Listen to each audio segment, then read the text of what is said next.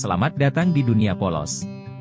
Kali ini kita akan menelusuri suatu negara yang berambisi memproklamirkan diri sebagai negara adidaya dan selalu hadir di saat ada konflik wilayah, perang di suatu negara karena ada kepentingan politik kekuasaan, penguasaan sumber daya alam minyak misalnya, atau dia akan hadir untuk melindungi anak kesayangannya yaitu bangsa Israel.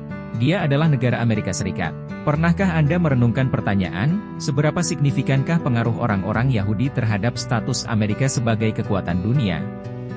Pertanyaan ini menggali jauh ke dalam sejarah Amerika dan jalinan rumit dinamika kekuatan global. Bangsa Yahudi mempunyai sejarah yang panjang dan penuh cerita, yang ditandai dengan periode kemakmuran, penganiayaan, dan, tentu saja, ketekunan yang mendalam. Pengaruh mereka terhadap status kekuasaan Amerika berakar kuat pada sifat kolonialis mereka. Ini bukanlah kolonialisme dalam arti tradisional perluasan wilayah, namun lebih merupakan kolonialisme intelektual dan ekonomi, di mana ide, inovasi, dan pengaruh merupakan wilayah yang diklaim dan dikembangkan. Imigran Yahudi, yang melarikan diri dari penganiayaan di Eropa, tiba di dunia baru dengan hanya berbekal pakaian dan impian di hati mereka.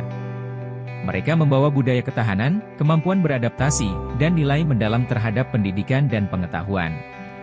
Atribut-atribut ini, ditambah dengan etos kerja yang kuat, meletakkan dasar bagi kesuksesan mereka di Amerika. Seiring berjalannya waktu, individu dan komunitas Yahudi mulai memberikan pengaruh yang signifikan di berbagai sektor masyarakat Amerika, mulai dari akademisi hingga industri, dari seni hingga teknologi.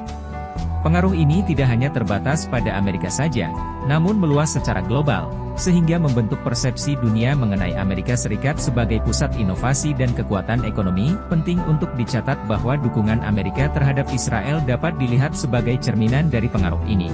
Israel, negara yang mayoritas penduduknya Yahudi, seringkali menjadi pusat kebijakan luar negeri Amerika, terutama di Timur Tengah yang penuh gejolak.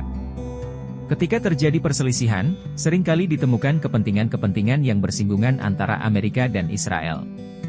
Namun hubungan ini tidak bersifat sepihak. Ini adalah aliansi strategis, di mana kedua belah pihak mendapatkan keuntungan dari kekuatan dan sumber daya masing-masing. Jadi, kembali ke pertanyaan awal kita, seberapa signifikankah pengaruh orang-orang Yahudi terhadap status Amerika sebagai kekuatan dunia? Jawabannya rumit dan memiliki banyak aspek, namun satu hal yang jelas, pengaruhnya sangat besar.